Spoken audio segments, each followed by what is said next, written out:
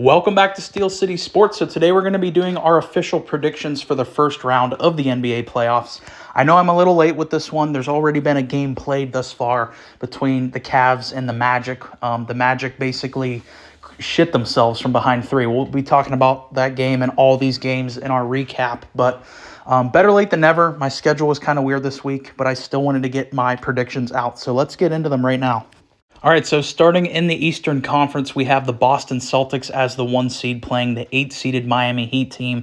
Obviously, the biggest story of this series is Jimmy Butler is out with, I believe it's a knee injury, something in his leg that got dinged up in that playoff game where Kelly Oubre kind of landed on him weird. So it's a shame we're not going to get to see playoff Jimmy this year. He's always one of the most exciting parts of the playoffs. But even if Jimmy Butler would have played in this series, I still don't think it would have made that big of a difference because the Boston Celtics have such a talent gap over any other team in the Eastern Conference this year, especially with the acquisitions of Drew Holiday and Kristaps Porzingis, who have fit perfectly in Boston. So, like I said, I still think Boston was going to win this pretty comfortably with Jimmy playing. Without him playing, I think this is going to be an absolute slaughter.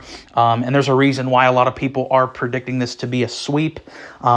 And it's actually like the favorite. If you go on like DraftKings or FanDuel, any of those sites, the favorite outcome for this matchup is the Celtics to sweep the Heat. And for good reason. Without Jimmy, there's just not enough offensive creation. There's just not enough firepower on Miami to really make up for him, especially when they're playing Boston, who is, player for player, the best starting five in the NBA with good depth as well. So I have pretty easily here Boston sweeping the Heat.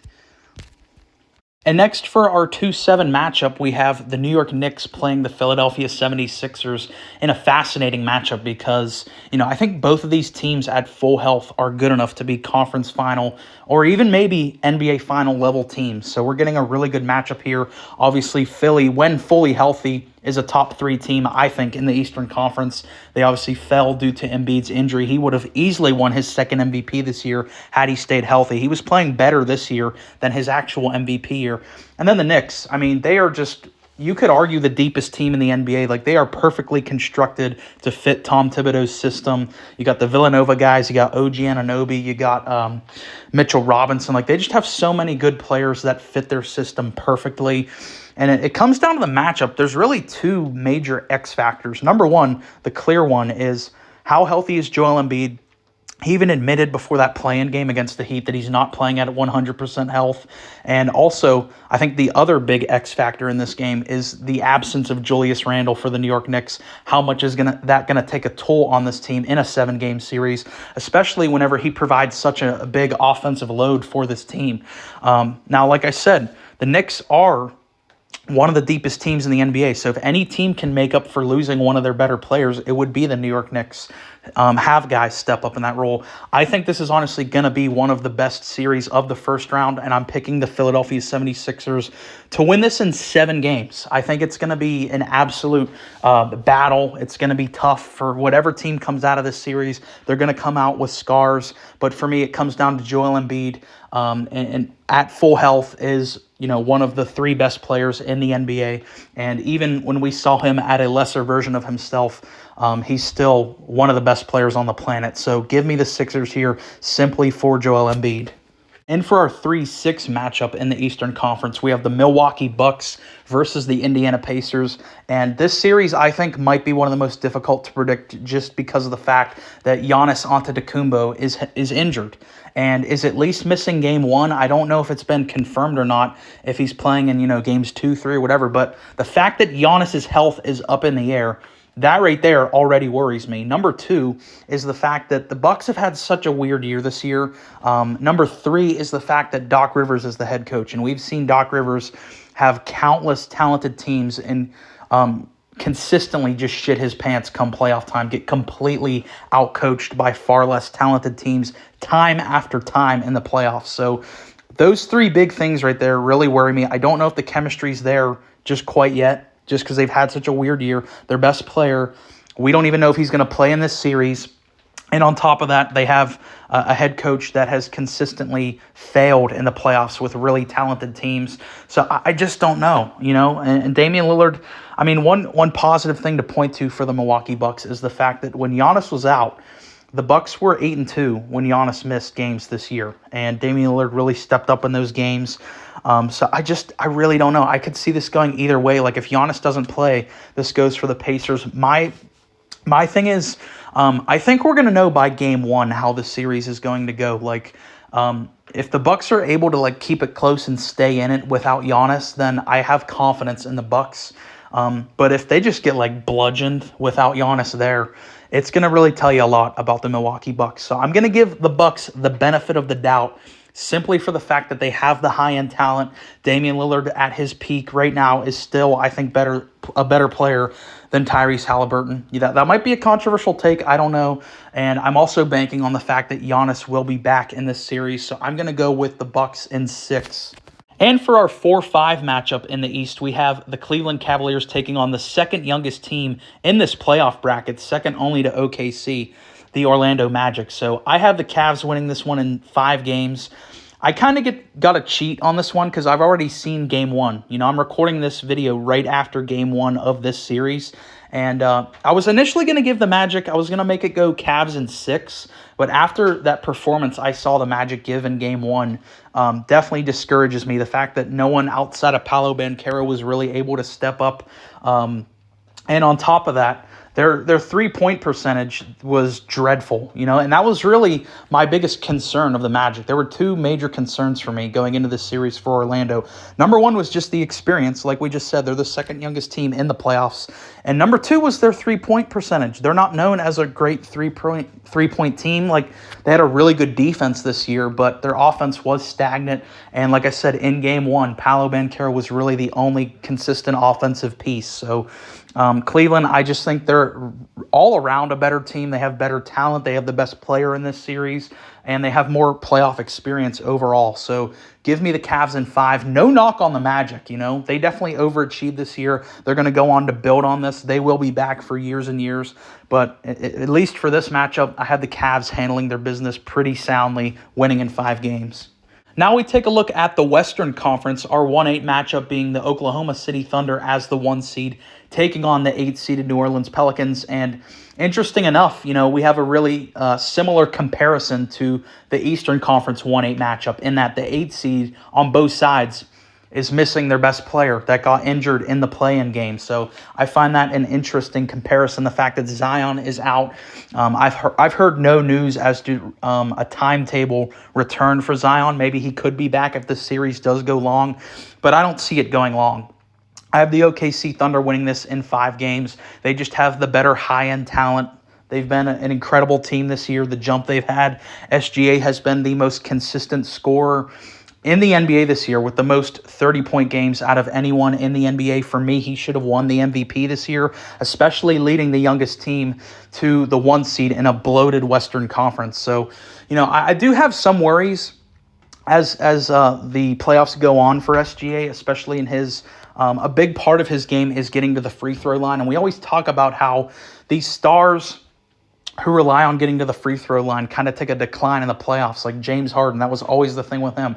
Like Joel Embiid. He led the league in drawn fouls per game.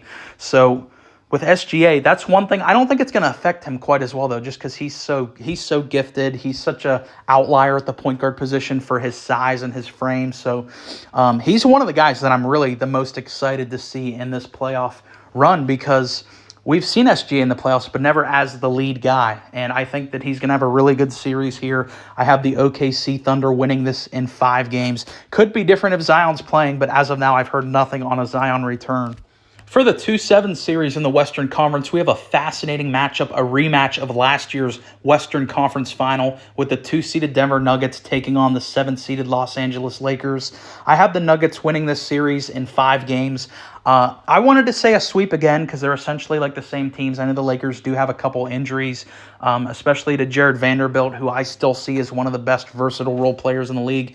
Maybe I'm still overrating him. I don't know. But for me, that's a big loss. He's a really good defender. But outside of that, The role players for the Lakers are so streaky and so inconsistent. Like, you know what you're getting from LeBron.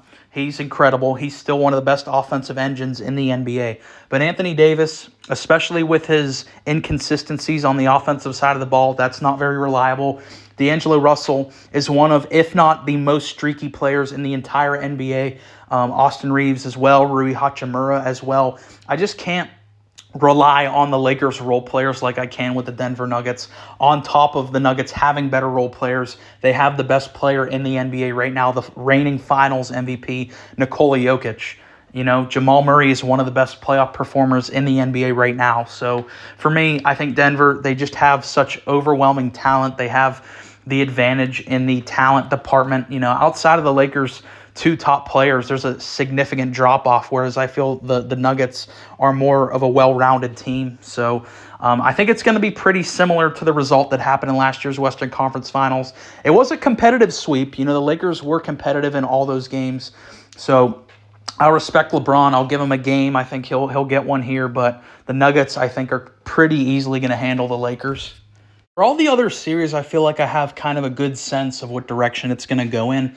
For me, this is the most difficult for me to give an actual prediction because I can just see it going so many different ways. But I'm ultimately going to go with the Timberwolves to win this in 7 games, simply for the fact that they're a deeper team. They're the best defense in the NBA. Defense translates well to the postseason.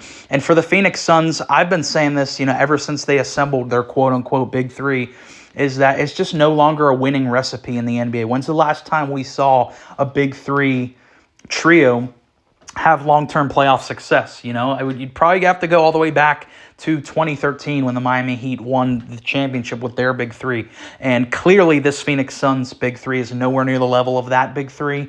And if any one of those three guys is having an off night, the Suns are kind of screwed. And that's why we saw them kind of struggle in that midway point in the season when Bradley Beal was out, because you know, they've sacrificed so much in terms of their roster, in terms of their depth to bring in these 3 guys. And so if one of them has an off night, it kind of really drags the rest of the team down. So I think that the Timberwolves, they're more reliable in that way because they're a deeper team. Anthony Edwards is emerging as a superstar before our very eyes, and they have that defense, of course. So it's a tough one. Like I said, I could be completely wrong on this. Maybe the Suns just, you know, scorch it. You know, Devin Booker was incredible in last year's playoffs. He could replicate that. Kevin Durant, I still view as a top 5 player on the planet. So this could really go, you know, a number of different ways. But for me, the most likely outcome is the Timberwolves winning this one in 7. And I saved the best series for last. I think this is going to, by far and away, be the best series of the first round, and that is the 4-seeded Los Angeles Clippers playing the 5-seeded Dallas Mavericks. The 3rd time we've seen these teams match up against each other in the postseason in 4 years. I am so excited for this series, and I honestly feel the Mavericks are due. You know, the last 2 times they met in the postseason, the Clippers got the better of them. I think this is the year the Mavericks finally get over the hump of the Los Angeles Clippers. Luka Doncic has legitimately emerged as a top 3 player on the planet. That level of player alone can win you a series. And you look back to some of Luka's insane playoff runs. Like I think back to 2022 when they made it to the conference final. In the second round, they beat a 67-win Suns team. And you look at the current roster Luka has, I think it's a better roster than the year he did that to that incredible Suns team. So I think he is fitted with the best roster he's ever had in Dallas. He is a legit number 2 guy he can rely on now with Kyrie Irving. I think at like 27 or 28 points per game. This is the best we've seen Kyrie Irving look in a long time. Maybe even the best of his career, honestly. He's looking that good. And they have such a great collection of role players that Luka just perfectly plays off of. These guys complement Luka perfectly. Not to say that I don't think the Clippers are a good team, and that's why this sucks. And I hate that these 2 teams matched up against each other in the first round because I wanted to see them both make deep runs. You know, this is, again, when I talked about the Knicks and Sixers, I said they're 2 like conference final level teams. I feel the same way about that. Like we're getting basically a conference final levels matchup in the first round, and that's why I said this is going to be the best series of the first round. I hate to do this to the Clippers because I really like a lot of their players as well, but ultimately I just trust Luka. I think he's at that point in his career now where he can just win you any given series. So that's my prediction. Mavericks win this one in 7 in the best series of the first round. So that's been my predictions for the first round. We're obviously going to compare. We're going to review all the games. We're going to see how my predictions did. So if you made it this far, really appreciate you listening. Please go ahead and leave your predictions for the playoffs in the comments down below. Please like and subscribe.